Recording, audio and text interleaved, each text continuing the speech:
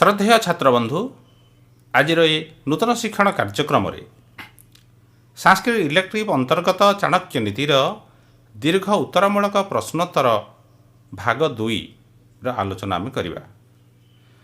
यार पूर्व अध्याय आम आलोचना करी चाणक्य नीति यही शीर्षकर दीर्घ उत्तरमूलक प्रश्न भाग 1। जदि सही भागटी देखी ना ताहले लिंक दि जाइछि तहरु देखिपारे। आउ काल विलंब न करी एबे आलोचना करिबा चाणक्य नीतिर सही दीर्घ उत्तरमूलक प्रश्न भाग 2 क्यों क्यों प्रश्न आसुछि देखिबा। एबे महात्मनानां चरितानि कीदृशानि भवन्ति।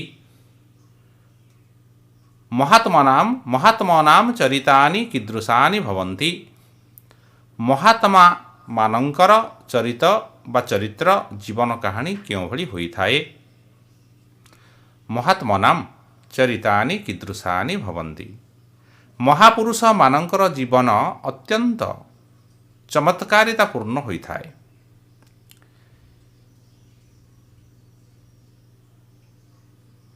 सेथिपाई एही दीर्घ उत्तरमूलक प्रश्नटी गोटे श्लोक उपर आधारित रही। श्लोक होउछि अहोबत विचित्राणि चरितानि महात्मनां लक्ष्मीं तृणाय मन्यन्ते तदभारेण नमन्ति च। ताहले यार अर्थ कौन जे महापुरुष मानंकर जीवन शैली अत्यंत विचित्र। साधारण मनुष्य धन संपत्ति को यथेष्ट गुरुत्व देइथांती, सर्वस्व बोली चिंता करिथांती। धन संपत्ति अर्जन करने को जाई तांकर जीवन को सारा जीवन को सेमाने अतिबाहित कर दियंती, दिन राति एकाकार कर दियंती। किंतु महापुरुष माने सही धन को सही लक्ष्मी को तृण परि मने करंती। किंतु जेतेबेले सही महापुरुष माने धन संपद प्राचुर्य परिपूर्ण हो जाती किंतु तद्भारेण नमन्ति च, सही भारे पुणी नई पड़ती।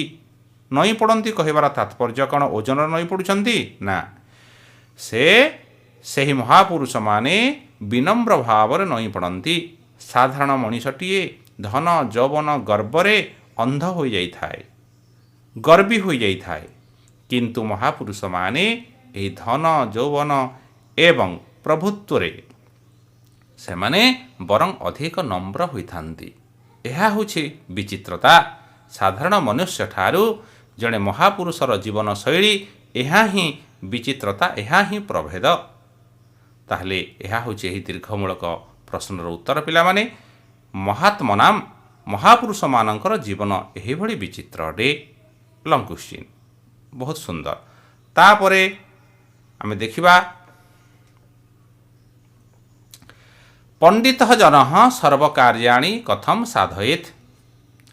पंडित व्यक्ति माने समस्त कार्य को केउं भली भावरे संपादन करिथांती। पंडित व्यक्ति समस्त कार्य किपरि साधन करिथांती। ताहले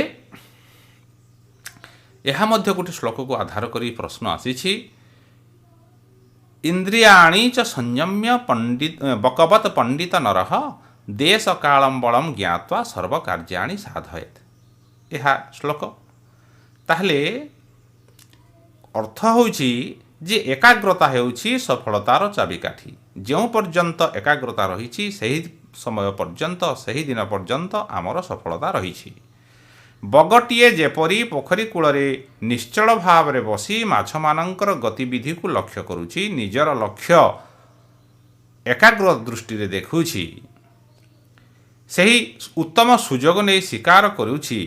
ठीक सेहीपरि पंडित माने मध्य बलशाली और अनर्थकारी इंद्रिय गुड़ी को संयत करी इंद्रियाणि च संयम्य निजर समस्त इंद्रिय मानंकु संयम करी पुनश्च देश काल बल को जानी प्रतिपक्षर देश उपयुक्त समय स्थान काल पात्र जहाँ को कहुए उपयुक्त समय देश काल एवं निजर लक्ष्य संपर्क रे उत्तम भाव रे जानी सुजोग अनुसार कार्य करिथांती, जहाँ फल सफलता लाभ करिथांती। यह होछि दीर्घ उत्तरमूलक प्रश्नर उत्तर। तमे यह को आहुरी सुंदर करके लिखिपार। किंतु मुख्य जिनिस होछि जे जो श्लोकटी अच्छी से श्लोकटी को तुम मन रखी जदि कोटेशन भाव में दे पार ତାହେଲେ ଆହୁରି ଅଧିକ ସୁନ୍ଦର ହେବ। ମୁଁ ଯାହା କହିଲି ଇନ୍ଦ୍ରିୟାଣୀ ଚ ସଂଯମ୍ୟ ଲେଖିବ। ଏହି ଶ୍ଲୋକ ଅନୁସାରେ ତୁମେ ଲେଖିବ। ଯେମିତିକି ନୀତିଶାସ୍ତ୍ରଜ୍ଞ ମହାମତି ଚାଣକ୍ୟ ଏଠାରେ ବର୍ଣ୍ଣନା କରିଛନ୍ତି ଚାଣକ୍ୟ ନୀତିରେ ଯେ ଇନ୍ଦ୍ରିୟାଣୀ ଚ ସଂଯମ୍ୟ ବକବତ୍ ପଣ୍ଡିତ ନରହ ଦେଶ କାଳ ବଳମ୍ ଜ୍ଞାତ୍ୱା ସର୍ବକାର୍ୟାଣୀ ସାଧୟେତ୍। ପୁରା ସ୍ପଷ୍ଟ ଭାବରେ ଲେଖିବ ଏବଂ ପୁରା ନମ୍ବର 5କୁ 5 ପାଇବ। ଏଥିରେ କେହି କାଟିପାରିବେ ନାହିଁ ଯଦି ସବୁ ସଠିକ୍ ଭାବରେ ଲେଖିବ ଏବଂ କୋଟେସନ୍ ଯେଉଁ ଶ୍ଲୋକଟି ଆସିଛି ତାକୁ ଯଦି କୋଟେସନ୍ ହିସାବରେ ଦେଇପାରିଲ ତାହେଲେ ଅତି ସୁନ୍ଦର ହେବ। ତାହେଲେ ପିଲାମାନେ ଏହା ଥିଲା ଚାଣକ୍ୟ ନୀତିର ଦ୍ୱିତୀୟ ପର୍ଯ୍ୟାୟର ପ୍ରଶ୍ନୋତ୍ତର ଆଲୋଚନା। ପୁଣି ଦେଖିବା ତୃତୀୟ ପର୍ଯ୍ୟାୟ। ସେହି ସମୟ ପର୍ଯ୍ୟନ୍ତ ବିଦାୟ। ପୁଣି ଦେଖା ହେବ ପରବର୍ତ୍ତୀ ଅଧ୍ୟାୟରେ।